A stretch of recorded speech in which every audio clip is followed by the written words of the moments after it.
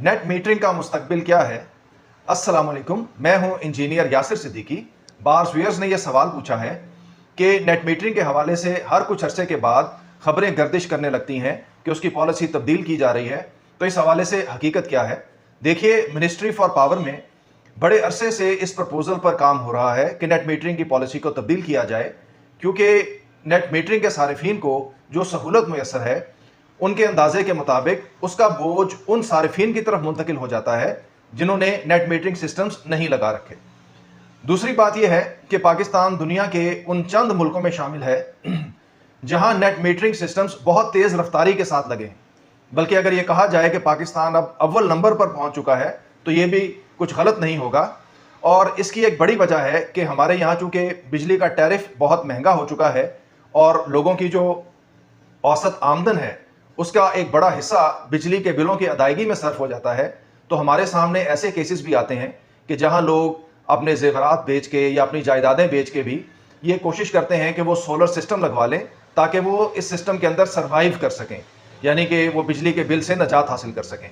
तो इस हवाले से हम एज अ नेशन क्रेजी हो चुके हैं और हम बहुत तेज़ी के साथ सोलराइजेशन की तरफ जा रहे हैं। लेकिन इस अमल ने, सोलराइजेशन के इस अमल ने ग्रिड के ऊपर दबाव में बेतहाशा इजाफा कर दिया है। हमारे यहाँ सर्टन पॉकेट्स ऐसी हैं जहाँ पे 70 से 80% जो ग्रिड का सिस्टम है वो नेट मीटरिंग पर मुंतकिल हो चुका है। और उसके अलावा जो दीगर मुल्क है वहाँ पे उतनी सोलराइजेशन नहीं है, क्योंकि आप समझ सकते हैं कि जहाँ पे वेल्दी क्लास होगी, जहाँ पे इमारत होगी, वहीं पे ज़्यादा आपको रूफ टॉप सोलर सिस्टम नज़र आएंगे। तो ये एक फिनोमेना है जो कि हमारे मुल्क में चल रहा है और इसने बहुत सारे चैलेंजेस पैदा कर दिए हैं।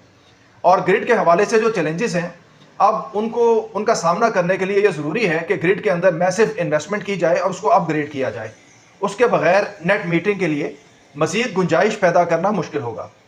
जो फ्यूचर है, तो फ्यूचर अब बेस सिस्टम्स का है। बेस का मतलब होता है बैटरी एनर्जी स्टोरेज सिस्टम्स, चाहे वो ग्रिड स्केल के बेस्ट सिस्टम्स हो, चाहे वो इंडस्ट्रियल स्केल के बेस्ट सिस्टम्स हो, या चाहे वो डोमेस्टिक स्केल के बेस्ट सिस्टम्स हो। जैसा कि मैं इससे पहले भी बात कर चुका कि डोमेस्टिक लेवल पे भी हाइब्रिड इन्वर्टर्स और बेस्ट सिस्टम जो हैं वो आपको एक ऐसा माहौल दे सकते हैं कि जिसमें आप 24 आवर्स नॉन स्टॉप बगैर ग्रिड की बिजली के अपने सिस्टम को सोलर पर चला सकें। तो इस पर इंशाल्लाह मजीद बात जारी रहेगी। इसके साथ ही मुझे इजाज़त दीजिए। अल्लाह हाफिज़।